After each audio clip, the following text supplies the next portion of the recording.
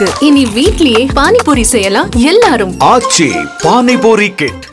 Summer holidays வந்தாச்சு, நம்ம GT ஹாலிடேஸும் வந்தாச்சு. GT holidays, south India's #1 travel brand. இந்தியாவில் இருக்கிற ஒரு மாநிலம் தான் தமிழ்நாடு. நிதி பிரச்சனை ஓயாத பிரச்சனையா இருக்குது. எதை கேட்டாலும் இல்லைன்றீங்க. இதை நாங்கள் சொல்றதை செய்யுங்க, அப்புறம் நிதியை கொடுக்குறேன்னு ஒரு அமைச்சர் பேசுறாரு. இப்பொழுது தர்மேந்திர பிரதான் அவர்கள் பேசியதை வைத்து இவ்வளவு அரசியல் செய்றீங்க இல்லையா? இந்த கேள்வியை தமிழக முதலமைச்சர் மு.க. ஸ்டாலினிடம் மோடிஜி அவர்களை பற்றி பேசும்பொழுதெல்லாம் எழுப்புவதற்கு ஏன் எல்லாருமே துப்பற்று இருந்தீர்கள்? தமிழக எம்பிக்களே அநாகரிகமானவர்கள்னு சொல்றாங்கன்னா தமிழர்களையும் அநாகரிகமானவர்கள் சொல்றது அர்த்தம் தானே? பெரியார் படத்தை எல்லா இடத்திலையும் நீங்க ப்ரமோட் பண்றீங்க. அவர் தமிழை காட்டுமிராண்டி மொழி என்று சொல்லும் பொழுது அந்த தலைவரை கொண்டாடி உங்களால் ஏன் தர்மேந்திர பிரதான் சொல்லுவதை அநாகரிகமாக எடுத்துக்கொள்ள முடிகிறது? ஒடிசாவில இருந்து வந்த தர்மேந்திர பிரதான் தமிழர்களுக்கு நாகரிகம். இந்திரா காந்திய மாதவிடாயா இல்ல ரத்தமா பாருங்கன்னு கேட்டவருங்க உங்க கருணாநிதி. அவங்களுடைய பொண்ணு தான் இந்த கனிமொழி. ஹிந்தி வேண்டான்றாங்க. இந்திய திணிக்காதீங்க. ஹிந்தி வேணும்னா படிச்சுக்கலாம். ஹிந்தி பிரச்சார சபா இருக்கு, போய் படிச்சுக்கலாம். நீங்க யாருங்க ஒரு மொழியை படிக்க வேண்டாம்னு சொல்றதுக்கு? யாரு தடுக்கலீங்க? நீங்க திணிக்காதீங்கன்றாங்க. ஹிந்தியை திணிக்கவில்லை, 3 மொழிகளை தான் படின்னு சொல்றோம். ஏங்க அடிஷனலா ஒரு மொழி தெரிஞ்சா உங்களுக்கு என்ன பிரச்சனைன்னு கேக்குறேன். நீங்க எப்படி ஆட்டுக்கறி மாட்டுக்கறியோட எல்லா கறியும் வச்சு ஆப்ஷனையும் வச்சு எதை சாப்பிடுறதா இருந்தாலும் அது மனுஷனுடைய உரிமை சொல்றோம். படிக்கிறதுக்கு எல்லா ஆப்ஷனையும் வச்சு என்ன படிக்கணும்ங்கறது எங்களுடைய உரிமைன்னு சொல்லுங்க. ஐயா ஸ்டாலின் அவர்கள் சொல்றார் தமிழர்கள் மேல ஒரு வன்மம் இருக்குது. யாருங்க? தமிழ்நாட்டின் மீது தமிழர்கள் மீது வன்மம் பிஜேபி. ஏன்னா அவங்களால இங்க ஜெயிக்க முடியல, அதனால அவங்களுக்கு எதுவும் கொடுக்க வேணாம்ன்ற முடிவு. ஆடு நனையுதேன்னு சொல்லி ஓஹனாய் வருத்தப்பட்டுச்சாமா. என்ன தமிழகத்தில் இருக்கிற மக்கள் எல்லாம் என்ன இங்க தொழிலதிபர்கள் ஆயிட்டாங்களா? சாதாரண மக்கள் இப்ப போய் கேஸ் எடுத்து பாருங்க. துபாயிலயும் அங்கேயும் வீட்டு வேலை செஞ்சு அவங்க பலாத்காரம் பண்ண பெண்கள் எத்தனை, திரும்பி வராத பெண்கள் எத்தனை, ஆடு மேய்க்கிறதுக்கும் ஒட்டகம் மேய்க்கிறதுக்கும் கக்கூஸ் கழுவுறதுக்கும் போயிருக்கிற தமிழர்கள் எத்தனைன்னு போய் பாருங்க. இதுதான் நீங்க பண்ண முன்னேற்றமா? 26ல இதையெல்லாம் மக்கள் பார்த்துட்டு இருக்காங்க. அவங்க என்ன ரிசல்ட் கொடுப்பாங்கன்னு நம்ம 26ல மக்கள் பார்த்துட்டு இருக்காங்க. ரிசல்ட் நான் சொல்லட்டுமா? திராவிட முன்னேற்ற கழகம் இருக்காதுங்க. ஏன்னா மக்களுடைய ஆப்பர்ச்சுனிட்டியை நீங்க கருவறுத்துட்டு இருக்கிறீங்க இல்லையா? அவங்களுக்கு கிடைக்கக்கூடிய வாய்ப்பை ஸ்டாப் பண்ணிட்டு இருக்கிறீங்க இல்லையா? இந்த ஒரே காரணத்திற்காக திராவிட முன்னேற்ற கழகமானது அடியோடு அழிக்கப்படும். அது நடக்கும். நீங்க அதன் தமிழர்களுக்கு வணக்கம். பல்வேறு துறைகளில் ஆக சிறந்த ஆளுமைகளை சந்தித்து நாம் நேர்காணல் எடுத்து வருகிறோம். அந்த வகையில் மீண்டும் நம்மோடு இணைந்திருக்கிறார் பாரதிய ஜனதா கட்சியின் நிர்வாகி திருமிகு சபிதா போஜன் அவர்கள். அவரிடம் கேட்பதற்கு நிறைய இருக்குன்னு வாருங்கள், அவருமே கேட்போம். வணக்கம் சபிதா மேடம். எப்படி இருக்கீங்க? நல்லா இருக்கேன். நீண்ட இடைவெளிக்கு பிறகு சந்திக்கிறோம். பாரதிய ஜனதா கட்சி வர்சஸ் திமுக, அது அரசியல் மோதல், அது தனியா வச்சிருவோம். மாநில உரிமை ஒன்றிய அரசு செய்ய வேண்டிய நிலையில தான் இருக்குது. அதை செய்துதான் ஆகணும். இந்தியாவில் இருக்கிற ஒரு மாநிலம் தான் தமிழ்நாடு. இங்கே எது கேட்டாலுமே பிரச்சனையா இருக்குது. நிதி பிரச்சனை ஓயாத பிரச்சனையா இருக்குது. எதை கேட்டாலும் இல்லைன்றீங்க. இதை நாங்கள் சொல்றதை செய்யுங்க, அப்புறம் நிதியை கொடுக்குறேன்னு ஒரு அமைச்சர் பேசுறாரு. இது ஒரு 15-20 நாட்களாக ஓடிட்டு இருக்குது. அதற்கு பிறகு என்னன்றாரு, தமிழக எம்பிக்கள் எல்லாம் கொஞ்சம் அநாகரிகமானவர்கள் அப்படின்லாம் சொல்றாரு. கொஞ்சம் இல்லை, அநாகரிகமானவங்க தமிழக எம்பிக்கள். தமிழக எம்பிக்களே அநாகரிகமானவர்கள்னு சொல்றாங்கன்னா தமிழர்களையும் அநாகரிகமானவர்கள்னு சொல்றது அர்த்தம் தானே? ஏன்னா இங்கேருந்து போனது எல்லாமே தமிழக எம்பிக்கள் தானே. இவங்கெல்லாம் தமிழ்நாட்டை சார்ந்தவர்கள். இந்த மக்கள் ஓட்டு போட்டு தானே 39 பேர் அனுப்பியிருக்காங்க. அப்புறம் நீங்கள் தமிழர்களையும் அவமதிக்கிற மாதிரி தானே அர்த்தம். இது எல்லாம் எங்கேருந்து வருது? நிதியை கேட்டால் தமிழர்களை நீங்கள் அவமதிக்கிற மாதிரி தானே அந்த சொல்லாடலாம் பிஜேபியினருக்கு சர்வசாதாரணமாக வர்றது. என்ன இது? நாளைக்கு இங்கே ஜெயிக்கணுமா வேண்டாவா? 26ன்றீங்க, அண்ணாமலைன்றீங்க. ஒன்றும் இப்படி பேசினா ஒன்றும் பண்ண முடியாதுல்ல. நல்லா மாதேஷ் அவர்கள் திராவிட முன்னேற்ற கழகத்துடைய தூதுவரை போல ரொம்ப அதே கொஞ்சம் நாளாக உங்க தோரணையும் கூட சாதாரண அந்த ஆளுமை தோரணையிலிருந்து இப்ப அதிகார தோரணைக்கு வந்ததுதான் திராவிட முன்னேற்ற கழகத்தினுடைய முன்னேற்றமா கண்ணு முன்னாடி. ஒரு ஊடகவியலாளரா நீங்க கேட்கலாம். ஆனா ஒன்றை என்னங்கிற சந்தேகத்திற்கு உட்பட்டு கேட்கறது வேற. இல்லங்க, ஜெயிக்கணும், மக்களின் அபிமானத்தை பெறணும்னா அனுசரிச்சு போகணும். அனுசரிப்பே இல்லையா உங்ககிட்ட? சொல்றேன், உங்களுடைய கேள்விக்கு நான் பதில் சொல்றேன். அதுக்கு முன்னாடி அதற்கு ஒரு எடுத்துக்காட்டா உங்களுடைய இடத்துல இருந்தே நான் ஆரம்பிக்கிறேன். எப்படின்னா, நான் அவங்க மொழி நடையிலே பேசுறேன். அவங்களுடைய மொழி நடையில பேசும் பொழுதுதான் அந்த மொழி நடைங்கிறது எந்த அளவுக்கு ஒரு அதிகாரம் மிக்க மொழி நடையா வந்திருக்குங்கிறத உங்களிடத்துல இருந்தே நான் சொல்றேன். ஒரு சந்தேகத்தோட அல்லது இதுல ஆலோசனையோட கேட்கறது வேற, அதை ஊர்ஜிதப்படுத்தி விட்டு இப்படி பண்ணதுக்கு என்ன காரணம்னு கேட்கறது வேற. ஏன்னா அப்படி பண்ணதே ஒத்துக்காத பொழுது அதோடைய காரணத்தை வந்து கற்பிக்க வேண்டிய அவசியம் இல்லை. ஒத்துக்கினதுனாலதான் அவர் திரும்ப பெற்றிருக்காரு, அதை பின் வந்திருக்காரு, வருத்தம் தெரிவிச்சிருக்காரு. சரி, இப்பொழுது தர்மேந்திர பிரதான் அவர்கள் பேசியதை வைத்து இவ்வளவு அரசியல் செய்றீங்க இல்லையா? இந்த கேள்வியை தமிழக முதலமைச்சர் மு.க. ஸ்டாலினிடம் மோடிஜி அவர்களை பற்றி பேசும்பொழுதெல்லாம் எழுப்புவதற்கு ஏன் எல்லாருமே துப்பற்று இருந்தீர்கள்?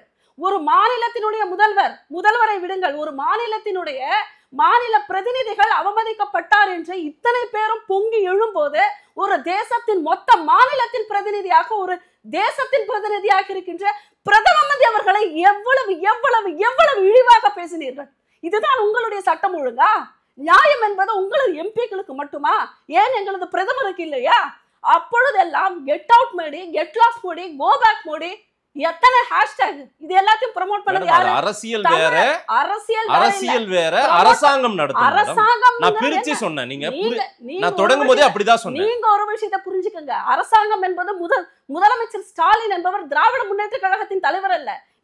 இந்த நாட்டினுடைய, இந்த தமிழகத்தினுடைய முதலமைச்சர். சென்றிருப்பவர்கள் எல்லாம் யார்? தேர்ந்தெடுக்கப்பட்ட பிரதிநிதிகள். அவர்களும் அரசாங்கத்தினுடைய பிரதிநிதிகள். இவங்க யார் வந்து மோடிஜி எதிர்த்து பேசல? இவர்கள் யார் வந்து பிரதமருக்கு மரியாதை கொடுத்திருந்தாங்க? இவர்களுடைய எக்ஸ்தல பக்கங்களினுடைய வரலாறுகளை எல்லாம் போய் பாருங்க. ஒவ்வொருத்தரும் அரசியலா சொல்லாதீங்க. இவர்கள் பிரச்சனையா, நம்ம மாணவர்கள் பிரச்சனையா, மாணவர்களுக்கான நிதி கொடுக்கல பிரச்சனையில் வரும்போது இப்பொழுதுதான் இவர்கள் எம்பிக்கள், இவர்கள் மக்களுடைய பிரதிநிதி, இவர்களை மரியாதையாக பேச வேண்டும் என்கின்ற உணர்வும் புரிதலும் உங்களுக்கு படும் பொழுதுதான் வருகிறதா? இத்தனை நாளுமே பாரதிய ஜனதா கட்சி அமைதி காத்து கொண்டிருக்கும் பொழுது நீங்கள் எப்படி வேண்டுமானாலும் எள்ளி நகையாடலாம், என்ன வேண்டுமானாலும் பேசிக்கொள்ளலாம். ஒரு ஆனானப்பட்ட உலக அளவில் பறந்து விரிந்த அந்த உலகையே திரும்பி பார்க்க செய்கின்ற இந்திய பிரதமரை நீங்கள் என்ன வேண்டுமானாலும் பேசலாம் என்று ஒரு கொள்கையை வைத்திருப்பீர்கள். இத்தனைக்கும் ஆளும் கட்சியை சேர்ந்தவர்கள் வெறும் பாரதிய ஜனதா கட்சிக்கு எதிர்கட்சி என்கின்ற ஒற்றை பெயரிலே நீங்கள் என்ன வேண்டுமானாலும் செய்யலாம். ஆனால் ஒரு மத்திய அமைச்சர் மிக நாகரிகமாக, இது நாகரிகம், இது நாகரிகம், இது நாகரிகம் இல்லாதவங்க, இது நாகரிகம். ஏன் நான் நாகரிகம்? இது நாகரிகம். அதுவும் திராவிட நாகரிகம் இல்லன்னு சொல்றது நாகரிகமா? கழகத்தை பொறுத்த மட்டும் இது நாகரிகம். இப்பொழுது காலையில நிர்மலா சீதாராமன் அம்மா அவர்கள் பேசியதை இப்போதான் நான் பார்த்தேன். என்ன சொன்னார்? அவங்க அங்க கோடிட்டு காட்டுறாங்க.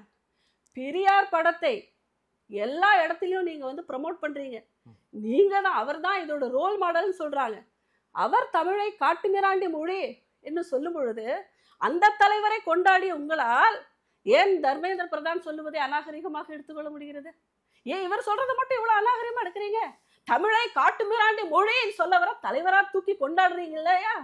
அதே மாதிரி இந்திரா காந்தி அவர்கள் பெரியார் காட்டுமிராண்டின்னு சொன்னார்னு பல தடவை சொல்லியாச்சு. இது நிர்மலா சீதாராமன் அவர்கள் வேணா புரியாம இருக்கலாம், தமிழ்நாட்டுல இருக்க பலருக்கு புரியும். மேடம், பெரியார் ஏன் சொன்னாரு காட்டுமிராண்டித்தனமா இருக்கு அந்த மொழி, அதை நம்ம சரிப்படுத்தணும்னு சொன்னாரு. அவர் மொழியை காட்டுமிராண்டித்தனமான மொழின்னு சொல்லிட்டார். அதே அப்ப தர்மேந்திர பிரதான் சொன்னதையும் இப்படி அநாகரிகமா யோசிக்காதீங்க, கொஞ்சம் நாகரிகமா யோசிங்க, ஜனநாயகத்துக்கு கட்டுப்பட்டு யோசிங்க, தேர்ந்தெடுத்த மக்களுக்கு உண்மையா இருங்க. தமிழ் மொழி வேறு ஒரு மேடம் மேடம் மேடம் மேடம் உயர் சாதி ஆதிக்கவாதிகள் கிட்ட மாட்டிக்கிட்டு இருந்தது அன்னைக்கு தமிழ் மொழி. அந்த மொழி வந்து ஒரு இன்னலுக்கு ஆளாகப்பட்டு இன்னொன்னு ஒரு மொழிக்கான ஒரு தமிழ் மொழி ஆதிக்க சாதிகள் கிட்ட மாட்டிக்கிட்டு, ஆமா, ஓதுவார்கள் கிட்டயும் பலர்கிட்ட மாட்டிக்கிட்டு அது தத்தளித்து இருந்தது. அது கொஞ்சம் காட்டுமிராண்டித்தனமா இருந்தது. அதை சரிப்படுத்தணும்னு பெரியார். நீங்களும் நானும் தமிழ் பேசல, பெரியார் அவர்கள் தமிழ் பேசினார் இல்லையா? அவர் தமிழை பத்தி அக்கறைப்பட்டு பெரியார் அவர்களுடைய தாய்மொழி தமிழ். தர்மேந்திர பிரதான் சொன்னதை மறைச்சிட்டீங்க பாத்தீங்களா? அவரே வருத்தம் தெரிவிச்சாரு. ஆனா நீங்க இவ்வளவு மூச்சு பிடிக்க பேசிட்டு இருக்கீங்க. இதேதான் நான் திரும்ப சொல்ல, அவரே வருத்தம் தெரிவிச்சாரு. ஏன் தெரிவிச்சாரு தெரியுமா? உங்களுக்கு இப்படியோ எங்களால் இருக்க முடியும், ஆனா நாங்க அப்படிப்பட்டவர்கள் இல்லைங்கிறத அவர் வந்து ப்ரூவ் பண்ணி காட்டியிருக்காரு. அதாவது நீங்க தன்மை இழக்கலாம், அவமானப்படுத்தலாம், அசிங்கப்படுத்தலாம், என்ன வேணா பண்ணலாம். உங்களுக்கு ஒரு தன்மை இல்லைங்கிறதுக்காக எதிரில் இருக்கக்கூடிய ஒரு தன்மையான மனிதன் தன்னுடைய தரத்திலிருந்து தன்மையிலிருந்து தாழ்ந்து வர தேவையில்லை. ஆனா ஒரு கட்டத்துல நீங்க என்ன செய்றீங்கன்னு உங்களுக்கு உங்க பாஷையில சொன்னாதானே புரியுது. ஆனா அப்படி புரிய வச்சதுக்கு அப்புறம் நாகரிகமான மனிதர்களால, தன்மையான மனிதர்களால அதை தாங்கிக் கொள்ள முடியாது. ஆனாலும் ஏன் மன்னிப்பு கேட்டாருன்னா, இந்த கனிமொழி இவர்கள் போன்றவர்கள் எல்லாமே இந்த கனிமொழி இல்ல, எம்பி கனிமொழி, எம்பி கனிமொழியாக இருக்கட்டும், யாராக அதுவும் பார்லிமெண்டேரியன், அவங்க நல்ல எக்ஸ்பீரியன்ஸ் பார்லிமெண்டேரியன். என்ன பொறுத்த மட்டும் சாராய ஆலைகளை மூடுவோம், ஒழிப்போம் என்று சொல்லிக்கொண்டு பின்பக்கத்திலே சாராய ஆலைகளுக்கு உரிமையாளராக இருக்க கொண்டு ஒரு பத்தியப்பட்ட குடும்பத்திலிருந்து வந்தவர்களால் தான் என்னால் பார்க்க முடிகின்றது. இங்க இருக்கின்ற சாதாரண பெண்களினுடைய குடிக்கு அடிமையாக இறந்து போகின்ற விதவைகளினுடைய பிரதிநிதியாக செல்லுகின்ற ஒருவருக்கு அந்த கடமை உணர்வு இல்லாமல் பொய்யையே திரும்ப திரும்ப சொல்லி வென்று வந்த ஒருவராக தான் பார்க்க முடிகிறது. அதை தாண்டி கனிமொழியை எங்களால் பார்க்க முடியாது. தர்மேந்திர பிரதான் அவர்கள் இந்த பெண்கள் அவர்கள் மனம் வருந்துவதே, 2 பெண் எம்பிக்கள் மனம் வருந்துவதே பார்த்துதான், அப்படி இருந்தால் என்னை மன்னித்துக் கொள்ளுங்கள், அதை கேட்பதற்கு எனக்கு எந்த ஒரு சங்கடமும் கிடையாது. ஏனென்றால் எங்களது ஜெகநாதர் மணந்தது காஞ்சியில் இருக்கின்ற உங்கள் அம்மையை, நாங்கள் உங்கள் தமிழக பெண்களை தாயாக சகோதரிகளாகத்தான் பார்க்கின்றோம். உங்களிடம் நான் மன வருத்தப்படுவதை நான் எதுவுமே பெரிதாக எடுத்துக்கொள்ள போவதில்லை, மன்னித்து விடுங்கள் என்று கேட்டார். ஆனால் கனிமொழியெல்லாம் அதற்கு மிகவும் உணர்ச்சி வசப்பட வேண்டிய தேவை. உணர்ச்சி வசப்படுவாங்க மேடம். என்ன சொல்றேன் ஏன்னா அவர் எப்படி அநாகரிகமானவங்க, நாகரிகமற்றவங்கன்னு சொன்னா என்ன? தமிழர்களுக்கு இவங்க என்ன நாகரிகம் சொல்லி கொடுக்குது? ஒடிசாவில இருந்து வந்த தர்மேந்திர பிரதான் தமிழர்களுக்கு நாகரிகம் சொல்லி தரணுமா? நாகரிகம் கொண்டு வந்து நாகரிகம் இழந்து நாம ஏன் செயல்பட்டு இருக்கோம்? எங்க இந்திரா காந்திய மாதவிடாயா இல்ல ரத்தமா பாருங்கன்னு கேட்டவருங்க உங்க கருணாநிதி, அவங்களுடைய பொண்ணுதான் இந்த கனிமொழி. இதுல ஏதாவது சந்தேகம் இருக்கா உங்களுக்கு? பார்லிமெண்ட்ல நிதியை கேட்டா, பார்லிமெண்ட்ல தமிழச்சி தங்கபாண்டியன் எம்பி என்ன கேட்டாங்க? கல்லடிப்பட்டு ரத்தம் ஒழுகிய அம்மையாரை பார்த்து, இதெல்லாம் நீங்க அரசியல் நடையில பேசுங்க. நான் கேட்டது மாதவிடாயா பார் என்று சொல்லியவருடைய மகள். இதெல்லாம் அரசியல் மேடையில நீங்க பிரச்சாரத்துக்கு பயன்படுத்துங்க, ஏதாவது ஓட்டு வருமான்னு பாருங்க. நான் அப்படி கேட்கல. பார்லிமெண்ட்ல நிதியை கேட்டா நிதியை கொடுக்கணும். நீங்க நாகரிகமற்றவங்க, அநாகரிகமற்றவங்க தமிழக எம்பிக்கள் அப்படின்னு சொன்னா இதுதான் முறையா? இதுதான் ஒரு கல்வி அமைச்சருடைய பதிலான்னு நான் கேட்கிறேன். நாகரிகமானவர்களாக இருந்திருந்தால் இப்படி வஞ்சனை செய்யக்கூடாது. 1500 பிரைவேட் ஸ்கூல்ஸ் இருக்கு, சிபிஎஸ்இ ஸ்கூல்ஸ் இருக்கு, 1500 கவர்மெண்ட் எய்டட் ஸ்கூல்ஸ் இருக்கு. அது அல்லாம கவர்மெண்ட்ல மெட்ரிகுலேஷன் ஸ்கூல் இருக்கு, தமிழ் இல்லாம மத்த மொழியை பத்தி சொல்லி கொடுக்கிற ஸ்கூல்ஸ் இருக்கு. எப்படி பார்த்தாலும் தமிழகத்துல ஒரு 3000 ஸ்கூல்ஸ் இருக்கு. இங்க எல்லாமே தேர்ட் லாங்குவேஜ் வேற மொழி இருக்கு, ஹிந்தி இருக்கு, உருது இருக்கு. அப்போ இத்தனை வருஷமா இவ்வளோ ஸ்கூல்ஸ்ல இருந்து படிச்சு 3 லாங்குவேஜ் படிச்சு வரக்கூடிய பணம் இருக்கின்ற, ஒரு தரம் இருக்கின்ற, உங்களை பொறுத்த மட்டும் பொருளாதாரம் இருக்கின்ற மக்கள் எல்லாமே வாழும் போதெல்லாம் உங்களுக்கு எல்லாம் வலிக்கல, சரியா? ஆனா இப்பொழுது அரசு நடத்துகின்ற பள்ளி, ஊரகத்தில் இருக்கின்ற பள்ளி, வெறும் தமிழை முதல் மொழியாகவும் ஆங்கிலத்தை 2ஆம் மொழியாகவும் கற்றுக் கொடுக்கின்ற ஒரு பள்ளியில 3வது மொழி வந்துருச்சுன்னா உங்களுக்கு எல்லாம் ஏன் இவ்வளவு உறுத்துது? உங்களுக்கு எல்லாம் ஏன் இவ்வளவு பிரச்சனை? அப்படின்னா இந்த 3000 பள்ளி தமிழ்நாட்டினுடைய கொள்கை அது இல்ல மேடம். எங்க ஸ்டூடண்ட்ஸ் ஏற்கனவே இத்தனை சப்ஜெக்ட் படிக்கிறதுக்கே போராடுறாங்க. இத்தனை மொழியை அவங்களால ஸ்டூடண்ட்ஸ்க்கு கெபாசிட்டி இல்லங்கறீங்களா? இருக்கு, அந்த தன்மை எல்லாம் இருக்குது. அப்படி இல்ல, ஊரக மக்களுக்கு, ஏழை பிள்ளைகளுக்கு கெபாசிட்டி இல்லன்னு சொல்றீங்க. இல்ல, நான் அப்படி குறைச்சு மதிப்பிடல. நீங்க பதிவு பண்ணாதீங்க. சிபிஎஸ்இ ஸ்கூல்லயும் பெரிய பெரிய கான்வென்ட்லயும் இங்கிலீஷ் மீடியமோ 3-4 அப்ராட் லாங்குவேஜஸ் எல்லாம் படிக்கிற குழந்தைங்களுக்கு எல்லாம் கெபாசிட்டி இருக்கு. ஏன்னா அவங்க எல்லாம் காசு இருக்கு, ஃபீஸ கட்டி லாங்குவேஜ் எல்லாரும் படிக்கலாம். ஹிந்தி வேண்டான்றாங்க. ஹிந்தியை திணிக்காதீங்க. ஹிந்தி வேணும்னா படிக்கலாம். ஹிந்தி பிரச்சார சபா இருக்கு, போய் படிச்சுக்கலாம். நீங்க யாருங்க ஒரு மொழியை படிக்க வேண்டாம்னு சொல்றதுக்கு? யாரு தடுக்கலீங்க, நீங்க திணிக்காதீங்கன்றாங்க.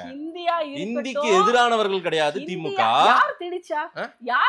இப்ப திணிக்கிறதா? மும்மொழியை படி, மும்மொழி ஏத்துக்கிட்டா நான் காசு கொடுக்குறேன். 3 மொழியை படி, நாங்க ஹிந்தியை படின்னு சொல்லல. அது ஹிந்தி சமஸ்கிருதம் தான் அங்கதான் நிக்கும். நீங்க ஊடகத்தை வச்சு தவறான தகவல்களை நீங்களும் பரப்ப கூடாது. 3 மொழியை படின்னு சொல்றதுதான் சென்ட்ரல் கவர்மெண்டோட நியூ எஜுகேஷன் பாலிசி. ஆனா அந்த 3 மொழியில ஹிந்தி இருக்கணும்ன்ற எந்த ஒரு பாலிசி ஹிந்தி இருக்கா இல்லையா? போய் முதலமைச்சர் சொல்றாரு, எலெக்ஷனுக்காக சொல்றாருங்க. நீங்க எதுக்கு சொல்றீங்க நான் கேக்குறேன். அவர் வந்து திருப்பி மும்மொழி கொள்கை இங்க தமிழ்நாட்டுல இல்லன்னு சொல்றேன். ஊடகவியலாளரா நான் சொல்றது மும்மொழி கொள்கை தமிழ்நாட்டுல ஏத்துக்கிறது இல்ல. 67க்கு பிறகாக மும்மொழி கொள்கை வேண்டாம், இருமொழி கொள்கை தாங்க. 4 மொழி கல்வி படிக்கிறோம். இப்போ உலகத்தினுடைய நடைமுறைக்கு ஏற்றவாறு ஏங்க 3000 ஸ்கூல்ஸ்ல இதே தமிழக மாணவர்கள், பணக்காரர்கள், அரசியல்வாதிகளுடைய பிள்ளைகள், எல்லா அரசு அதிகாரிகளுடைய பிள்ளைகள் எல்லாமே 3 மொழி 4 மொழி படிக்கும் போதெல்லாம் உங்களுக்கு நல்லா குளிருதே. ஒரு சாதாரண ஒரு கிராமத்து மாணவன் 3வது மொழி வந்து அவனுக்கு கெப்பாசிட்டி இல்லைன்னு நீங்க சொல்லுவீங்களா? நான் திரும்ப திரும்ப கேட்கிறேன். ஹிந்திய படிக்கணும்னு எங்கேயுமே திணிக்கலையே, ஹிந்திய படிக்கணும்னு எங்கேயுமே திணிக்கலையே. ஏங்க நீங்க உருது படிச்சுட்டு இருக்கும்போது ஏங்க இந்த கேள்வியை கேட்கல? உருது படிக்கிறாங்களே எல்லா ஸ்கூல்லயும், அதுவும் கவர்மெண்ட்டுடைய நிதியை வாங்கிக்கிட்ட உருது 3வது மொழியா சொல்லி கொடுக்குறாங்கல்ல, அங்க நீங்க எங்க போய் கேட்டீங்க? ஏன்னா அது வந்து முஸ்லிம்ஸ் உடைய உரிமையில கைய வச்ச மாதிரி. எங்க வந்து நிக்கிறீங்க நீங்க? முஸ்லிம் பிஜேபி முகத்தை காட்டுறீங்க. அப்ப இப்ப தெலுங்கு படிக்க சொல்லுங்க. முஸ்லிம்னா உங்களுக்கு பிஜேபிக்கு ஏன் ஆகறதுங்க? ஏன் படிக்க கூடாது அவங்க? இது திராவிட முன்னேற்ற கழகம் பின்னிய சதி. நல்லா நான் இதுல இன்னொரு சொல்றேன். மாட்டுக்கறி சாப்பிடுறது என்னன்னு சொன்னீங்க. மாட்டுக்கறி சாப்பிடுவதை இப்படிதான் ஒரு பெரிய பிரச்சனையா கொண்டு வந்தீங்க. அது வந்து மக்களுடைய உரிமைன்னு சொன்னீங்க இல்லையா? அப்ப உண்பத மக்களுடைய உரிமை என்பது பேசுவது மட்டும் யாருடைய உரிமை? அரசாங்கத்தினுடைய உரிமையா? பேசுவது மக்களுடைய உரிமை. நீங்க எப்படி ஆட்டுக்கறி மாட்டுக்கறியோட எல்லா கறியும் வச்சு ஆப்ஷன் கொடி பிடிச்சாங்க தமிழ்நாட்டுல? கேக்குறேன் பாருங்க. மேடம் உங்க ஊர்ல நீலகிரியில கொடி பிடிச்சாங்களோ? இந்தி படிக்கணும்னு சொன்னாங்களா? நான் கேக்குறதுக்கு ஃபர்ஸ்ட் பதில் சொல்லுங்க. சாப்பிடுறதுக்கு எல்லா ஆப்ஷனையும் வச்சு எதை சாப்பிடுறதா இருந்தாலும் அது மனுஷனுடைய உரிமை சொல்றோம். படிக்கிறதுக்கு எல்லா ஆப்ஷனையும் வச்சு என்ன படிக்கணுங்கிறது எங்களுடைய உரிமைன்னு சொல்லுங்க. அதுக்கு மட்டும் இத படிங்கன்னு திணிக்கிறதுக்கு நீங்க யாரு? இத படிங்கன்னு திணிக்கல, திணிக்கிறது இந்திய கொண்டு வந்து இவங்க பிஜேபின்றாங்க. ஹிந்தியை திணிக்கவில்லை, 3 மொழிகளை தான் படின்னு சொல்றோம். ஏங்க அடிஷனலா ஒரு மொழி தெரிஞ்சா உங்களுக்கு என்ன பிரச்சனைன்னு கேக்குறேன். ஒரு மாணவன் 3வது ஒரு மொழியை படிக்கிறதுனால இந்த அரசாங்கத்திற்கு என்ன பிரச்சனை வந்து? மேடம் நீங்க நேஷனல் கமிஷன்ல எல்லாம் இருந்தவங்க, டெல்லியில இருந்தவங்க, உங்களுக்கு தெரியும். நான் சொல்லிடுறேன் கொஞ்சம். நீங்க நேஷனல் கமிஷன்ல டெல்லியில எல்லாம் ஒர்க் பண்ணீங்க, எனக்கு தெரியும். அதாவது வட மாநிலங்கள்ல சில இடங்கள்ல பழங்குடி மக்கள் வாழும் பகுதிகள்ல அங்க வந்து இந்தி ஆசிரியர்களை நியமித்து நம்ம பள்ளிகள்ல இந்தி கத்து கொடுத்தோம். அமித்ஷா சொன்னது இது. அதனால அவன் பழங்குடி மாணவர்கள்லாம் ரொம்ப ஆர்வமா அவன் மொழியை விட்டு இந்தி பக்கம் வந்துட்டான், இந்திய கத்துக்க ஆர்வப்பட்டான், அவன் மொழியை விட்டு இங்க வந்துட்டான்னு அமித்ஷா பேசியிருக்காரு. நான் வீடியோ என்ன காட்டுறேன். அப்படின்னா அவன் தாய்மொழியை மறக்கடிக்கணும்ன்ற வேலை தானே இதெல்லாம். அதுதான் திட்டம், இதுதான் அவருடைய எண்ணப்பாடு. பாருங்க, தாய்மொழியை மறந்து வரல, ஹிந்தியின் மீது ஆர்வம் கொண்டு, எப்ப தமிழ் மீது ஆர்வம் கொண்டு. நேத்து பார்க்கும்போது ஏதோ ஒரு வெள்ளக்காரம்மா தேவாரம் பாடிக்கிட்டு இருந்தது. அதனால அது அந்த ஆங்கிலத்தை விட்டு வந்ததில்லை, தமிழின் மீது ஆர்வம் கொண்டு வந்தது. நான் ஒரு பழங்குடி பெண்ணு, என்னது மொழி படுக மொழி. நான் தமிழ் மீது ஆர்வம் கொண்டதுனாலதான் ஒரு தமிழ்ச்செம்மலாக ஒரு கவிஞராக என்னால் இருக்க முடியுது. அது ஆர்வம். அந்த ஆர்வத்தை அவரவர்கள் மொழியின் மீது இருக்கின்ற பெருமைக்கு சொல்லித்தான் ஆகணும். ஏங்க அல்லேலூயான்னு சொல்லும் போதும் அல்லாஹ் அக்பர்னு சொல்லும் போதெல்லாம் அழியாத தமிழ் இதெல்லாம் தேவையில்லாத, இதெல்லாம் ஒருத்தர் உணர்வை கொச்சப்படுத்துறீங்க பாத்தீங்களா? நீங்க நான் உங்களை ரொம்ப மதிக்கிறேன். நீங்க வந்து இப்படி எல்லாம் இல்ல, நீங்க இப்படி எல்லாம் ஒரு சமூகத்தினுடைய நம்பிக்கையை நீங்க வந்து இதெல்லாம் ரொம்ப எக்ஸ்ட்ரீமா போறீங்க. எல்லா வகையிலும் சமஸ்கிருதம் இல்லை, தமிழில் அர்ச்சனை உணர்வு என்னவா இருக்குன்றது பாருங்க. தமிழில் அர்ச்சனை செய்யப்படும் போட்டு ஒரு சமஸ்கிருதத்துல அர்ச்சனை பண்ணும் பொழுதே தமிழ் அழிஞ்சிரும் சொன்னீங்களே. ஆனா மாற்று மதத்தவர்களுக்கு வந்து உருதுலேயும் மாற்று மதத்தவர்கள் அவர்களுடைய பாஷையிலையுமே அவர்களுடைய கடவுளை வணங்கும் போதெல்லாம் தலையிடல, அப்பெல்லாம் தமிழ் அழியல. உங்களுக்கு அந்த உருதலை கற்றுக் கொடுக்கும் பொழுதெல்லாம் தமிழ் அழியல. ஆனா ஒரு 3வது மொழி எது வேணாம், பக்கத்துல இருக்கக்கூடிய கன்னடத்தை படிக்கலாம், இங்க இருக்கக்கூடிய மலையாளத்தை படிக்கலாம், எதை வேணாலும் படிக்கலாம். அவங்க இந்திய படிக்கணும்னு அங்கதான் வந்து நிக்கும் மேடம். தமிழ் ஏன் நீங்க சொல்றீங்க? இதெல்லாம் தமிழ் அழியலையா? அப்பெல்லாம் அது மக்களுடைய உரிமையா போச்சா? அப்பெல்லாம் அது மதத்தோடைய உரிமையா போச்சா? அப்பெல்லாம் உங்களுக்கு மொழி உங்களுக்கு தெரியலையா? இப்போ 3வதா ஒரு மொழி, அதுவும் ஹிந்தின்னு சொல்லல. திரும்ப இங்க இந்திக்கான அவசியம் இல்ல மேடம். இந்திக்கான அவசியம் இல்லையே, அவசியம் இல்லையே தமிழ்நாட்டுல. எனக்கு இப்ப என்ன தேவை? படிக்கலாம், நீங்க போய் படிங்க போங்க. நீங்க போங்க இந்தி பிரச்சார சபை அனுப்பிவிடுங்க, உங்க பசங்களை அனுப்பிவிடுங்க, போய் படிக்கட்டும். நான் படிக்கணும்னா இந்தி பிரச்சார சபை போயிருவேங்க. ஒரு ஊரகத்தில் இருக்கின்ற ஒரு மாணவன் படிக்கணும்னா அவனுக்கு யார் எத்தனை பேர் இப்ப லெட்டர் போட்டாங்க இல்ல உங்களை வந்து பார்த்தாங்க இந்தி படிக்கணும்? நீங்க வந்து எத்தனை பேர் லெட்டர் போட்டு எல்லாம் பண்ணி நீங்க மத்த இப்ப இருக்கிற ஸ்கூல்ல எல்லாம் கத்து கொடுத்துட்டு இருக்கீங்க மேடம். இதுதான் மொழி கொள்கையில உறுதியா மொழிக்காக உயிரை விட்ட மாநிலம் மேடம் இது. பாருங்க, மொழிக்காக உயிரை விட்ட தேசம் இது. இங்க உயிரை விட்டு பிரயோஜனம் இல்ல. தமிழ் தேசம் வந்து தமிழகத்தினுடைய தமிழ் மொழியை நீங்க போய் உலகம் எல்லாம் பரப்புங்க. செங்கோல கொண்டு போய் அங்க வச்சதும், திருக்குறளுக்கு சிங்கப்பூர்ல இத அமைத்ததும், ஒரு தனி அமைப்பா அமைத்ததும் பிரதம மந்திரி. இங்க உள்ள தமிழர்கள் இடத்துல தமிழ் சொல்லி பிரயோஜனம் இல்ல. உலக அரங்கல தமிழ் கொண்டு போகணும். தமிழக எம்பிக்கள் அநாகரிகமானவர்கள், நாகரிகமற்றவர்கள் அப்படின்னு பேசும்போது தர்மேந்திர பிரதான் பேசும்போது இதுவரைக்கும் பிரதமர் வாய் திறந்தாரா? இப்படி எல்லாம் நீங்க பேசக்கூடாதுங்க. அவங்க வந்து எம்பிக்கள், அந்த மக்களின் பிரதிநிதிகள், அவங்கள போய் நாகரிகமற்றவர்கள் சொல்றீங்களா? இதெல்லாம் தப்பு இல்லையா? அப்படின்னு ஏன் கண்டிக்கல பிரதமர்? என்ன தமிழ் பாசம் செங்கோல் வச்சுட்டாருன்றீங்க? அப்ப உங்க முதலமைச்சரை கண்டிக்கிறது யாருங்க? ஏன்னா அவங்க அங்க தமிழகத்திலிருந்து வந்த எம்பிக்கள் தான் நாகரிகமற்றவர்கள் சொன்னாங்க. தமிழ்நாட்டின் பிரதிநிதிகள், தமிழ்நாட்டுல முதல்வர் தமிழ் மக்களை நாகரிகமற்றவர்கள்னு சொல்றாரு. நீங்க திருச்சி சொல்றாரு. வாயை திறந்தா போய் இப்ப பேசிட்டு இருக்கிறது நியூ எஜுகேஷன், நேஷனலுடைய நியூ எஜுகேஷன் பாலிசி. இங்க வேண்டாம்ன்றாங்க. எங்களுக்கு அது வேண்டாம். நிதியோட எல்லாத்தையுமே ஒப்பிட்டு பார்த்து போய் இதுல என்னன்னா ஜெனுவனா மதேஷ் நீங்க நல்லா கவனிச்சு பாருங்க. எப்பொழுதுமே நிதி இல்லை என்னமோ மத்திய அரசிலிருந்து நிதியே வராத மாதிரியும், அதனால இங்க ஒரு வேலையும் செய்ய முடியாத மாதிரியும் இங்க ஒரு உருவாக்கத்தை காமிச்சுக்கிட்டே இருக்காங்க. இந்த எல்லா மாநில அரசும் முழுக்க மத்திய அரசினுடைய நிதியை மட்டும்தான் எதிர்பார்த்துட்டு இருக்கிறாங்கிறது ஒண்ணு. ரெண்டாவது என்னன்னா ஆல்ரெடி வந்த நிதியோட நிலைமை எல்லாம் என்னங்கிறது ரெண்டு. மூன்றாவது யாருமே எந்த ஒரு கணக்கையும் காட்டல. ஃபினான்ஸ் மினிஸ்டர் கண்டினியூஸா கேக்குறாங்க. கொடுக்கப்பட்ட நிதிகளினுடைய ரிசிப்ட் எல்லாம் இன்னும் போய் வந்து ஃபினான்ஸ் டிபார்ட்மெண்ட்டுக்கு சேரல. கொடுத்தாதானுங்க. நான் கேக்குறேன், நீங்க நீட்டையே அக்செப்ட் பண்ணிக்க முடியாம இந்த அளவுக்கு தகிடத்தோம் போட்டுட்டு இருக்கிறீங்க. அதாவது ஒரு கண்ட்ரினா அதுல வந்து சேஞ்ச் வேணும். அது வந்து அப்கிரேட் ஆயிட்டு போகுது ஒரு கண்ட்ரி. இந்த ஒரு டோட்டல் இந்த உலகத்துல இந்தியாவும் அடுத்த லெவலுக்கு போகணுன்ற போது நம்மளது மக்கள் முன்னாடி எல்லாம் பிறந்த குழந்தைகள் வந்து கல்வி அறிவு இல்லாத குழந்தைகள், அதுக்கப்புறம் கொஞ்சம் விழிப்புணர்வு பெற்ற குழந்தைகள். இப்பொழுது என்னன்னா எக்ஸ்போஷர் அவங்களுக்கு அதிகம், திறமை அதிகம். ஒவ்வொரு நாளும் இந்தியாவிலே தமிழ்நாட்டுல தான் கல்வி அறிவு அதிகமா இருக்கிற மாநிலம். சரிங்களா? கல்வியில் மேலோங்கி இருக்கிற மாநிலம் தமிழ்நாடு தான். தெரியுங்களா? இந்தியாவுல தொழிலில வந்து கீழ் நோக்கி போய் கொண்டு இருக்கின்ற கல்விக்கான நிதியை சுய தொழிலை விட்டு கூலி ஆட்களாக மாறிக்கொண்டு வருகின்ற மாநிலம் தமிழ்நாட்டு மாநிலம். எங்க பீகார்ல இருந்து வராங்களே, அத சொல்றீங்களா? இந்த क्वेश्चनக்கு நான் ஆன்சர் பண்றேன். பீகார்ல இருந்து வராங்க. அவங்க தான் வராங்க. பீகார்ல இருந்து தன்னுடைய தாய் தேசத்துல தமிழகத்துல வந்து ஒரு சாதாரண வேலையை பண்றான்.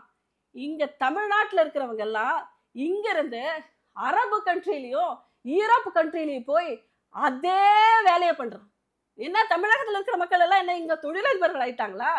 சாதாரண மக்கள் இப்ப போய் கேஸ் எடுத்து பாருங்க. துபாயிலயும் அங்கேயும் வீட்டு வேலை செஞ்சு அவங்க பலாத்காரம் பண்ண பெண்கள் எத்தனை, திரும்பி வராத பெண்கள் எத்தனை, ஆடு மேய்க்கிறதுக்கும் ஒட்டகம் மேய்க்கிறதுக்கும் கக்கூஸ் கழுவுறதுக்கும் போயிருக்கிற தமிழர்கள் எத்தனைன்னு போய் பாருங்க. இதுதான் நீங்க பண்ண முன்னேற்றமா? பீகார்ல இருந்து ஒருத்தங்க வந்து டெக்னீஷியனா இருக்கான், வேற உடல் உழைப்புல வேற வேலை செய்யறான். இங்க இருக்கக்கூடிய தமிழர்கள் எல்லாம் வீட்டு வேலை செய்யறாங்க, கக்கூஸ் கழுகுறாங்க, குழந்தை வளர்க்குறாங்க, என்னென்ன வேலை செய்யறாங்க. அப்புறம் இல்ல போய் ஒரு அரபு கண்ட்ரியோட லிஸ்ட் எடுத்து பாருங்க, எத்தனை கேசஸ் நிக்குதுன்னு போய் பாருங்க. இதுதான் நீங்க தமிழ்நாட்டோட வளர்ச்சியா யாருகிட்ட சொல்றீங்க? ஒருத்தன் அப்ராட் போய் என்ன பண்ணாலும் அது ரொம்ப கௌரவம். பக்கத்து மாநிலத்துல இருந்து இங்க வந்து ஒரு வேலை செஞ்சா உங்களுக்கு கேவலமா?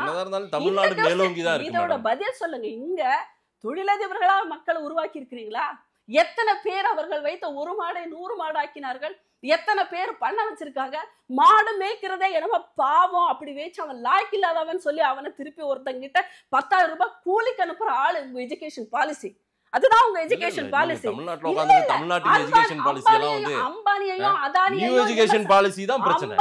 அதானியையுமே விமர்சனம் பண்ணிட்டு நீ வேற ஒரு இடத்துல கூகுள்லயும் அங்கே ஒர்க் பண்றவங்கள தலைமையில தமிழர்கள் அங்கே வேலை செய்கிறார்கள், இத்தனை சம்பளம் பெறுகிறார்கள். சுய தொழில் பண்றவங்க எல்லாம் உங்களுக்கு கேவலம், சேலரி வாங்குற அடிமை எல்லாம் உங்களுக்கு வந்து உயர்வு. இப்படிதானே நீங்க வந்து தமிழகத்துல எஜுகேஷன் பாலிசியில இப்ப வந்திருக்கிற தொழிற்கல்வி வந்தோடனே மீண்டும் குலத்தொழிலை செய்வதை இவர்கள் ஆதரிக்கிறார்கள். ஏங்க மேடம் தமிழ்நாடு வளர்ந்திருக்கா இல்லையான்றது தொழிலை நான் பண்ணா கேவலமா உங்களுக்கு? அப்படி எல்லாம் யாரும் தடுக்கல. அத வந்து நான் முன்னெடுத்து போறதுக்கு அத ஒரு பிசினஸா உருவாக்குறதுக்கு நான் பல பேருக்கு நிதியை கொடுத்தாலே கொடுக்கிற நிதியை கொடுத்தாலே கொடுக்க வேண்டிய நிதியை கொடுத்தாலே தமிழ்நாடு வளர்ந்துரும் மேடம். எப்படிங்க கொடுக்க வேண்டிய நிதியை கொடுத்தாலே தமிழ்நாடு சாராயால இருந்தாலே வளர்ந்துரும், கள்ளச்சாராயம் காய்ச்சினாலும் வளர்ந்துரும். நீங்க நல்ல எல்லாத்தையும் குடிகாரர்களா மாற்றி இன்னும் நிறைய மதுக்கடைகளை திறந்தாலே வளர்ந்துரும். பள்ளிகள் எல்லாம் மூடுங்க. இப்ப தமிழ் மொழியை நீங்க சொல்லி கொடுத்துட்டு இருக்கீங்க, ஆங்கில மொழி சொல்லி வேற மொழி எதுவுமே கத்துக்கிட்டாம மூணர்களா வச்சிட்டு இருங்க. அப்ப தமிழ்நாடு இயல்பாவே பிஜேபிக்கு ஒரு பிரச்சனை இருக்குன்றாங்க திமுக. ஐயா ஸ்டாலின் அவர்கள் சொல்றாரு தமிழர்கள் மேல ஒரு வன்மம் இருக்குது. யாருங்க? தமிழ்நாட்டின் மீது தமிழர்கள் மீது வன்மம் பிஜேபி.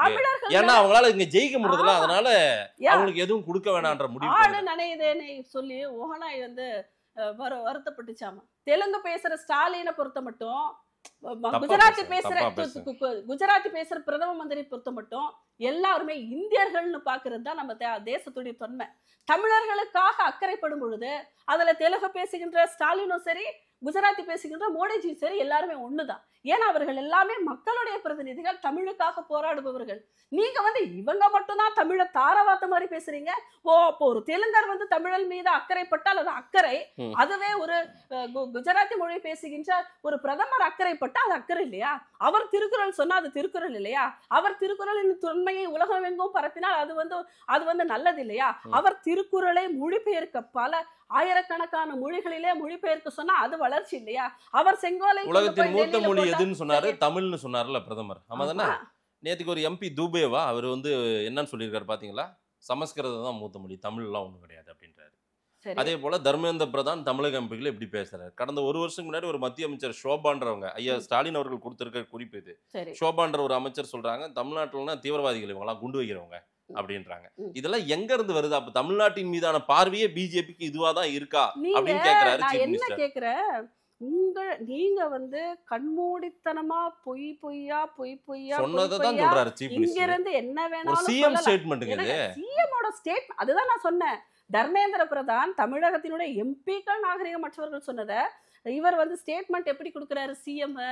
அதாவது தமிழக மக்கள் நாகரிகமற்றவர்கள் சொன்னாங்க. அதாவது திரித்து பேசுவதையே முதல் கொள்கையாக கொண்டிருக்கிறது திராவிட முன்னேற்ற கழகம். அப்ப இவங்க பேசுறதெல்லாம் உங்களுக்கு வந்து அது ஒண்ணுமே இல்லை. ஆனா அங்க யாரோ பேசுனது ஏதோ என்னோட மொழியை தொன்மைன்னு நான் சொல்ல மாதிரி ஒவ்வொருத்தருக்கும் ஒவ்வொரு கருத்து. பாரத பிரதமர் திருப்பி சொன்னாரா? அப்ப நீங்க என்ன கேட்கலாம், அவர் தமிழ் மொழி தான். இதெல்லாம் கண்டிக்கணும்ல மோடி அவர்கள். எதுக்கு தர்மேந்திர பிரதான் அவர்கள் திருப்பி மன்னிப்பு? ஏற்கனவே அங்க ஓட்டு போடுறதுல அந்த மக்கள் பிரதமர் மோடி சொன்ன ஏற்கனவே நம்மளுக்கு அங்க ஓட்டு போடுறதுல நீங்க வேற ஏப்பா இப்படி எல்லாம் பேசி அவங்கள மேலும் மேலும் கோபமாக்குறீங்க, அந்த மக்களை வருத்தப்பட வைக்கிறீங்க. அதாவது ஓட்டுக்காக அரசியல் பண்றது திராவிட முன்னேற்ற கழகம். ஓட்டு போட்டாம துரோகம் பண்ணாலுமே, முதுகுல குத்துனாலும் நெஞ்சில குத்துனாலும் எங்க என்ன எப்படி இருந்தாலும் மக்களுக்காக யோசிக்கிறது தான் பாரதிய ஜனதா கட்சி. நிதியை கொடுத்துட்டாதான் மேடம் அது உண்மை. நிதியை கொடுத்தாதான், கொள்கையின் அடிப்படையில மக்களுடைய நலனை முன்னிறுத்தி தான் பாரதிய ஜனதா கட்சியினுடைய ஒவ்வொரு கொள்கைகளும் அவங்களோட முன்னெடுப்புகளும் இருக்கும். ஆனா இப்பத்துல இருந்தே எலெக்ஷனுடைய ஸ்ட்ராட்டஜி வச்சுக்கிட்டே மக்களை வந்து எப்படி அவங்களுடைய மூடர்களா மாத்தலாம், முன்னாடி இருக்கக்கூடிய தமிழக மக்களை எப்படி மூடர்களா மாத்தலாம், அவர்களை வந்து எப்படி பிரச்சனை பண்ணலாம், மதத்தை எப்படி பிரிவினைவாதம் பண்ணலாம். ஏன்னா நியாயம்னா எல்லா மதத்தவருக்கும் ஒரே நியாயம் இருக்கணுங்க, எல்லா இனத்தவருக்கும் ஒரே நியாயம் இருக்கணுங்க, எல்லா மொழி பேசுபவர்களுக்கும் பிரிவினைவாத கட்சி மதவாத கட்சி பிஜேபி தான் மேடம் சொல்றாங்க. நான் கேக்குறேன் மதேஷ், நான் கேக்குறேன், இந்த தமிழ்நாட்டுல கன்னடத்தை பூர்வீகமா கொண்டவங்க இருக்கிறாங்க தானே? சரி இருக்காங்க. தெலுங்கை பூர்வீகமா கொண்ட ஸ்டாலினை குடும்பம் போன்ற இதெல்லாம் நீங்க வந்து தவறா பேசுறீங்க. தமிழ்நாட்டினுடைய முதலமைச்சர் குஜராத்தி மோடிக்கு இங்க என்ன வேலைன்னு கேட்பாங்க. அதெல்லாம் தேவையாது, இது தேவையாது. ஆட்டோமேட்டிக்கா இதையும் தானே கேட்கணும். அப்ப அதை கேளுங்க நானு. நீங்க வடநாட்டவர்னு பிரிச்சு பேசுனதால சொல்றேன்.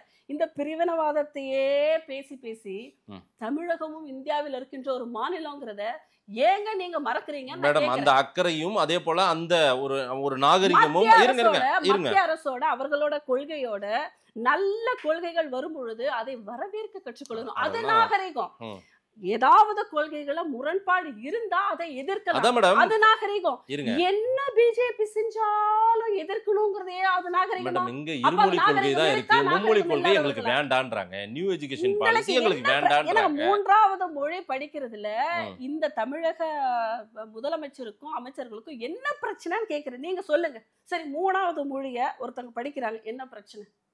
படிக்கலாம். ஹிந்தி வேண்டான்றாங்க, ஹிந்தியை கொண்டு வந்து திணிக்காதீங்கன்றாங்க. ஆமா, அதுதான் அங்கதான் நிக்குது மேடம். ஹிந்தியை படிக்கணும்னு சொல்ல அது அங்கதான் வந்து நிக்கும். பிஜேபி ஹிந்தி திணிப்புக்கான வேலையை தான் இது எடுத்திருக்காங்க. அதே போல நியூ எஜுகேஷன் பாலிசி எங்க தமிழ்நாட்டுக்கு ஏற்றதில்ல. அது குலக்கல்வி கொண்டு போயிடும், மீண்டும் எங்களை பின்னோக்கி கொண்டு போயிடும், எங்களை போய் குலத்தொழில் செய்ய சொல்லுது அந்த NEP அப்படின்றாங்க. இததான் சொல்றேன் மாதேஷ். நான் சிம்பிளா ஒரு விஷயம் கேட்கிறேன். குலக்கல்வின்னு நீங்க சொல்றீங்க இல்லையா? குலக்கல்வி திரும்ப வந்துரும், குலத்தொழில் திரும்ப வந்துரும். நீங்க அது கொஞ்சம் கொச்சப்படுத்துற மாதிரி எனக்கு இருக்கு. ஏன்னா ஒவ்வொரு குலத்திற்கும் ஒவ்வொரு தொழில் இருந்தது. என்னுடைய குலத்தினுடைய தொழில் விவசாயம், மாடு மேய்த்தல். சரியா? நாங்க மாடு மேய்க்கிறதுல இப்போ ஒரு மாடோட விலை என்ன தெரியுமா? எல்லா 800 மாடு 900 மாடு இருந்ததெல்லாம் வித்தாச்சு. அப்படி அந்த குலத்தொழில் ரொம்ப கேவலம்னு சொல்லி எல்லா மாடும் வித்தாச்சு. விவசாயம் என்னுடைய குலத்தொழில் விவசாயத்தை விட்டு வந்தாச்சு. இப்பொழுது விவசாயம் செய்யாத எல்லா இடங்களுமே விற்கப்பட்டு நிற்கதியா நிக்கிறேன். இப்ப நான் என்ன பண்றேன்னா, அதுவே மாடை வச்சு பண்ணை வச்சுட்டு இருப்பா இல்லையா ஒருத்தன், அந்த பண்ணையில போய் வேலை செஞ்சு 20,000 ரூபாய் சம்பளம் வாங்குறேன்.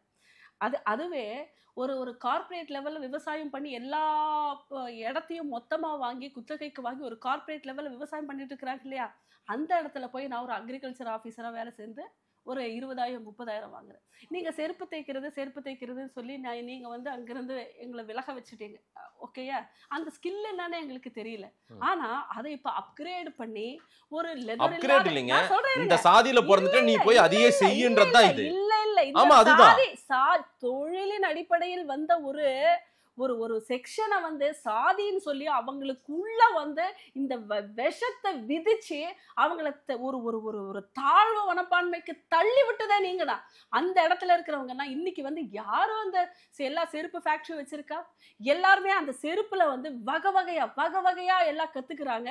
இந்த லெதர்ல இருந்து செருப்பு மாறி துணியில செருப்பு பண்றது, வெட்டிவேர்ல செருப்பு பண்றதுன்னு வகை வகையா பண்றாங்க. நீங்க செய்யணும் என்ன செய்யணும்?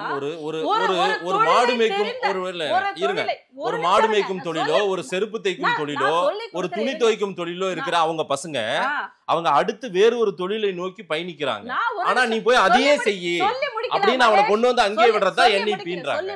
நேஷனல் எஜுகேஷன் பாலிசி அங்க கொண்டு வர போகுது. இப்ப லாண்ட்ரிங்கிறது எவ்வளவு ஒரு ஹோட்டலோட ஒரு கான்ட்ராக்ட் வந்து லாண்ட்ரியில எத்தனை கோடி வருதுன்னு தெரியும். அதை எந்த குலத்துல இருக்கிறவங்க செய்யறாங்க தெரியுமா? எல்லாருமே நல்லா தேர்ந்த குலத்துல நீங்க சொல்ற மாதிரி இல்ல இருக்கிறவங்க எல்லாம் செய்யறாங்க. அப்ப அந்த தொழில் வந்து கேவலம் இல்லையா? அப்போ ஒவ்வொரு குலத்துக்கிட்ட இருந்தும் அவர்கள் செய்து கொண்டிருந்த பிரத்யேகமான தொழில் மண்பானை செய்கின்ற குயவர்கள்ட்ட இருந்து அந்த கலையே நீங்க தூக்கிட்டீங்க. தூக்கி வந்து இப்ப வந்து வந்து அதை வச்சு விக்கிறீங்க. அந்த இடத்துல விக்கிறதுக்கு போய் அவன் நிக்கிறான். நான் என்ன கேக்குறேன், ஒரு கைத்தொழில் ஏங்க கைத்தொழில் ஒன்றை கற்றுக்கொள், கவலை உனக்கில்லை ஒத்துக்கொள்ள. இது பாடுறது ஓகே மேடம். தமிழர்களுக்கு என்னமோ இதெல்லாம் சொல்லி கொடுக்காதீங்க. இத வந்து வடநாட்டுல இருந்து ஒரு மோடியோ அமித்ஷா வந்தா இதெல்லாம் சொல்லி கொடுக்கணும். எனக்கு 8வது படிக்கும் போதே எனக்கு ஒரு இந்த மாதிரியான எனது தாய் தந்தை செய்த அல்லது எனது குடும்பத்தில் செய்த அல்லது எங்களது பகுதியில் செய்கின்ற அல்லது எனக்கு பிடித்தமான ஏதோ ஒரு வேலையில மும்புறப்பட வேண்டும்னு நான் நினைக்கும் பொழுது எனக்கு அங்க ஆப்ஷன் இருக்கு. இது குலத்தொழிலுக்கு மறுபடியும் பின்னோக்கி கொண்டு போறது இல்லையா? இதுக்கு எதுக்கு மேடம்? அந்த பையன் செருப்பு தைச்சவன் வீட்டு பையன் அவன் வந்து கலெக்டர் ஆகணும், அவன் பெரிய முதலமைச்சர் ஆகணும், அதுதான் நடக்கும். அவனை மறுபடியும் நீங்க செருப்பு தைக்க வைக்கணும்ன்றீங்களே. யார் சொன்னா திருப்பி மறுபடியும் செருப்பு தைக்க வைக்கணும்னு? அதாவது திருச்சி பேசாதீங்க மதேஷ், திருச்சி பேசாதீங்க. நான் சொல்ல திமுக சொல்றத நான் கேள்வி வைக்கிறேன். திருப்பி திமுக திருச்சி பேசிட்டோம், நீங்க எதுக்கு திருச்சி பேசுறீங்க? நான் கேக்குறேன். தொழிற்கல்வின்னு அங்க இருக்கு, குலக்கல்வின்னு அங்க இல்ல, தொழிற்கல்வின்னு இருக்கு. அப்புறம் நீங்க வந்து ITI எல்லாம் எதுக்கு நடத்துறோம்? நாம இப்போ ITI எல்லாம் எதுக்கு நடத்துறோம்? டெக்னிக்கல் கோர்ஸ் எல்லாம் எதுக்கு நடத்துறோம்? டிப்ளமா கோர்ஸ் எல்லாம் எதுக்கு நடத்துறோம்? இந்த டெக்னிக்கல் கோர்ஸையும் ITI-யும் எல்லாத்தையும் சின்ன வயசுல இருந்தே யார் யாருக்கு ஆப்ஷன் இருக்கு? எங்க திறமை இருக்கிறவங்க வரையட்டுங்க, ஆடுறவங்க ஆடட்டும், பாடுறவங்க பாடட்டும். நீங்க வலுக்கட்டாயமா இப்படிதான் போகணும்னு நீங்க செட் பண்றதுக்கு யாரு இல்ல? இவங்க செட் பண்றதாவும் அரசியல் பண்றதாவும் நீங்க சொல்றீங்க. நான் சிம்பிளா நான் ரொம்ப முக்கியமா ஒரு ஆப்ஷன் இருக்கு. இன்றைய இளைஞர்கள் கிட்ட போய் பாருங்க, ஒரு வேலைக்கு எல்லாருமே படிச்சு சர்டிபிகேட் வாங்கினாலும் திறமைங்கிற அது மேல ஆர்வம்ங்கிறது சில பேருக்கு தான் இருக்கும், சில பேருக்கு இருக்காது. நீங்க வந்து +2 முடிச்சு டிகிரி முடிச்சுட்டா இப்படிதான் இருக்கணும்னு சொல்லி நீங்க யாருமே யாரும் டிக்டேட் பண்ணல மேடம். அவர்களுக்கு என்ன இவ்வளவு அக்கறைப்படுறவங்க வருஷத்துக்கு 2 கோடி பேருக்கு வேலை கொடுக்கறோம், அதை கொடுக்கணும் நம்ம. பாருங்க, அதுதான் சொன்னங்க, தொழில் முனைவோர்களை எல்லாம் மொத்தமாக அழித்து விட்டு, தொழிலை எல்லாம் சிறு சிறு தொழிலை எல்லாம் மொத்தமாக அழித்து விட்டு, அதை உங்களுடைய அதிகாரத்திற்கு பயன்படுத்தி மிக பிரம்மாண்டமாக நீங்கள் வியாபாரம் செய்துவிட்டு, அந்த வியாபார நிறுவனங்களில கூலியாட்களாக நாங்கள் இருக்க வேண்டும் என்று மாற்றி அமைப்பதுதான் உங்க திராவிட முன்னேற்ற கழகத்தோட கொள்கை. நான் சொல்றேன். ஆனா நாங்க அப்படி சொல்லல. உனக்கு உன்னுடைய தொழிலா, உனக்கு தெரிந்த தொழிலா, உனக்கு பிடித்த தொழிலா எதுவா இருந்தாலும் இங்க ஆப்ஷன் இருக்கு. லாங்குவேஜ்ல எப்படி உனக்கு ஆப்ஷன் இருக்கோ அதே மாதிரி எஜுகேஷன்ல நீ ஒர்க் பண்றதுக்கும் தொழில் முனைவோர் ஆகிறதுக்கும் சுய தொழில் பண்றதுக்கும் ஆப்ஷன் இருக்கு. அதை சின்னதுல இருந்தே படி, அதுக்கும் ஆப்ஷன் இருக்கு இல்லையா? நீ +2 முடி, உனக்கு வேணுங்கிற சப்ஜெக்ட் எடு, நீங்க ரிசர்ச்ல போ, நீங்க டாக்டர், நீ டாக்டராக கலெக்டர். ஏன் மாதேஷ், யாராவது இந்த காலத்துல இப்ப இருக்கிற ஜெனரேஷன்ல திருப்பி போய் இத பண்ண அத பண்ணுன்னு பிஜேபி சொல்லுங்க, சென்ட்ரல்ல சொல்லுவாங்க, நீங்க வந்து அந்த பயம் தான் உங்களுக்கு. திராவிட இயக்கத்துக்கு சுயமரியாதை பேசுற கட்சிக்கு அதுதான் பயமே. நமக்கு கொஞ்சம் சுயமரியாதை பேசுற கட்சிக்கு அதுதான் பயமா இருக்குது. நமக்கு கொஞ்சம் சுயமரியாதை பேசுற கட்சிக்கு ஃபர்ஸ்ட் சாராய ஆலைகளை இழுத்து மூட சொல்லு. சுயமரியாதை பத்தி பேசுறதுக்கு முன்னாடி குடிகாரங்கள் எல்லாத்துக்கும் ஒரு முடிவு கட்ட சொல்லுங்க. அதாவது நீங்க சொல்றத மக்கள் நம்புறாங்களான்னு பாப்போம். ரொம்ப முக்கியமான ஒரு கேள்வி. நான் ரொம்ப முக்கியமான கேள்விக்கு வரேன். சொன்னது என்ன தர்மேந்திர, அதான் நான் அங்க தான் வரேன். நான் என்னன்னா, மக்களுக்கு தயவு செய்து நியாயமா இருங்க, ஜனநாயகத்திற்கு எதிரா போகாதீங்க. இந்த ஒரு சாதாரண மக்களுக்கு ஒரு நல்ல விஷயம் நடக்கும்போது தடுக்காதீங்க. உங்களுடைய அரசியல் சுயலாபத்திற்காக அதை தடுக்காதீங்க. இந்த கொள்கையோடு ஒத்துவாங்க. ஊரக மக்களுக்கும் நிறைய மொழிகளை தெரிந்து கொள்ளட்டும், நிறைய தொழில்களை தெரிந்து கொள்ளட்டும், அந்த மக்களுக்கு என்ன திறன் இருக்குதோ அதற்கான வாய்ப்புகளை கொடுங்கன்னு சொல்றாரு. ஆனா இங்க நீங்க அவர்கள் அரசு திருத்து பேசுவதை போல நீங்க பேசக்கூடாது. நான் பேசல, நீங்க பேசுறத மக்கள் ஏத்துக்கிறாங்க. 26ல இதையெல்லாம் மக்கள் பார்த்துட்டு இருக்காங்க. அவங்க என்ன ரிசல்ட் கொடுப்பாங்கன்னு நம்ம 26ல மக்கள் பார்த்துட்டு இருக்காங்க. ரிசல்ட் நான் சொல்லட்டுமா? திராவிட முன்னேற்ற கழகம் இருக்காதுங்க. ஏன்னா அவங்க மக்களுடைய மைண்ட் ஒவ்வொரு தடவையும் என்னன்னா, ஏழ்மையிலையும் வறுமையிலும் இருக்கின்ற ஒரு மக்கள் வந்து அவர்களுக்கான ஒரு விடிவு இங்கேயும் கிடைக்கல, அங்கேயும் கிடைக்கல. ஏன்னா இது வரைக்கும் பாரதிய ஜனதா கட்சி எப்படி இருக்கும்னு அவங்களுக்கு தெரியல. ஒரு நேஷனல் ஒரு பார்ட்டியோட இது என்னன்னு அவங்களுக்கு தெரியல. ஒரு தடவை நான் சொன்னேன் இல்லையா, ஒரு தடவை பாரதிய ஜனதா கட்சியினுடைய ஆட்சி தமிழகத்தில் வந்து விட்டால் யார் தலைகளா நின்றாலும் அகற்ற முடியாது. மக்கள் பாரதிய ஜனதா கட்சியினோடு ஒன்று இணைந்து விடுவார்கள். அது போல ஒரு நேர்மையான ஆட்சியை சுவைக்க கற்றுக்கொண்டால் தமிழக மக்கள் பின் செல்ல மாட்டார்கள் என்பதனை அறிந்துதான் இந்த இத்தனை மொழியிலிருந்து, கல்வியிலிருந்து, எல்லாவற்றிலையும், மதத்திலிருந்து, பிரிவினைவாதத்திலிருந்து, தொழிலிலிருந்து, வாய்ப்புகளிலிருந்து எல்லாத்தையும் விமர்சனம் பண்ணி மக்களை கிணற்று தவளைகளாக அப்படியே அடைத்து ஒரு ரூமுக்குள்ள அடைச்சு வச்ச மாதிரி ஒரு சஃபகேஷனோட இங்க வந்து தமிழ்நாட்டுக்குள்ள மக்களை வச்சிட்டு இருக்கிறாங்க. இப்ப இந்த மக்களுக்கு நீங்க இப்ப ரீசெண்டா கொண்டு வந்த இந்த நியூ எஜுகேஷன் பாலிசியில இருக்கக்கூடிய இந்த மும்மொழி கொள்கை இருக்கு இல்லையா, இந்த மும்மொழி கொள்கையை பார்த்த உடனே மக்களுக்கு புரிஞ்சிடும். ஏன் தெரியுமா? ஏன்னா ஒவ்வொரு இங்க இருக்கக்கூடிய மனசாட்சியிலிருந்து பேசுற ஒரு கல்வியாளரா, என்னுடைய அனுபவத்திலிருந்து பேசுற நல்ல அறிவு இருந்தாலுமே கூட தமிழ் மீடியத்துல படிச்சுட்டோம் மேடம், எங்களுக்கு வெளியே போகும்போது ஆப்ஷன்ஸ் இல்லை. லாங்குவேஜ் வந்து இங்கிலீஷ் தெரிஞ்சாலுமே கூட எங்களால ஃப்ரீயா பேச முடியல. அடிஷனல் லாங்குவேஜ் தெரியாதனால எங்களோட வாய்ப்பு மறுக்கப்படுதுன்னு சொல்லக்கூடிய பல ஊரக மக்களையும், ஊரக பெற்றோர்களையும், ஊரக குழந்தைகளையும் நான் பார்த்திருக்கேன். ஏன்னா நான் செல்ஃபா நிறைய ட்ரைனிங் கொடுத்துருக்கிற ஒரு கன்சர்ன்ல என்னோட அனுபவம் இருக்கு. அதுல வந்து மேல போற குழந்தைகள் எப்படி தடுமாறுறாங்க மொழி இல்லாம. அதே அரசு பள்ளிகள்ல ஒரு தரமான ஆங்கில மீடியம்ல படிக்கிற குழந்தைங்க வேற, தமிழ் மொழியில படிச்சு முடிச்சதுக்கு அப்புறம் தமிழையும் ஒழுங்கா பேச முடியாம, ஆங்கிலத்தையும் ஒழுங்கா பேச முடியாம, மூன்றாவது மொழிகளும் எதுவும் தெரியாம, இந்த மொழி அறிவு சரியாக இல்லாம வாய்ப்புகள் மறுக்கப்பட்ட நல்ல அறிவாளி குழந்தைகளை நிறைய பார்க்கிறேன். அதுவும் ஊர்ப்புற குழந்தைகளை பார்க்கிறேன். இந்த மாதிரி இருக்கிற பட்சத்துல இப்போ எடுத்திருக்கிற இந்த கொள்கைக்கு ஆப்போசிட்டா நீங்க பேசுற ஒவ்வொரு வார்த்தையும் 3 மொழி இல்ல, நீங்க பக்கத்துல ஆந்திரால முதல்வர் 10 மொழி, 5 உள்நாட்டு மொழி, 5 வெளிநாட்டு மொழி. அது முதல்வர், அவர் முதல்வர் 5 மொழி. அப்படி இல்லைங்க, மனசாட்சியோட இருக்கிறாரு. அவர் எங்க கூட இருக்கிறாரு? எங்க கூட இருக்கிறவங்க எல்லாம் மனசாட்சியோட இருக்க முடியும், மக்களுடைய நலனை கருத்தில் கொண்டவர்களாக இருக்க முடியும். யார் மனசாட்சி உடையவர்கள்னு மக்கள் சொல்லுவாங்க. 5 மொழியை பேசுறதுக்கு கவர்மெண்ட்ல இருந்து அவர் படிக்க வைக்கிறாங்க. அவங்களா போய் படிக்கலாம்னு சொல்லல, கவர்மெண்ட்ல இருந்து. சரிங்க மேடம், யார் செய்வது சரின்றத 26ல இந்த எஜுகேஷன் பாலிசி ஒண்ணு போதும். மக்களுடைய ஆப்பர்ச்சுனிட்டியை வந்து நீங்க கருவறுத்துட்டு இருக்கீங்க இல்லையா, அவங்களுக்கு கிடைக்கக்கூடிய வாய்ப்பை வந்து ஸ்டாப் பண்ணிட்டு இருக்கீங்க இல்லையா, இந்த ஒரே காரணத்திற்காக திராவிட முன்னேற்ற கழகமானது அடியோடு அழிக்கப்படும். அது நடக்கும். நீங்க அதை பார்க்கலாம், காத்திருப்போம். நிறைய விஷயங்கள் நீங்க பேசியிருக்கீங்க, இது சரியா அப்படின்றத மக்கள் சொல்லுவாங்க. நேரில் வந்து நேரம் கொடுத்து பேசியமைக்கு நன்றி.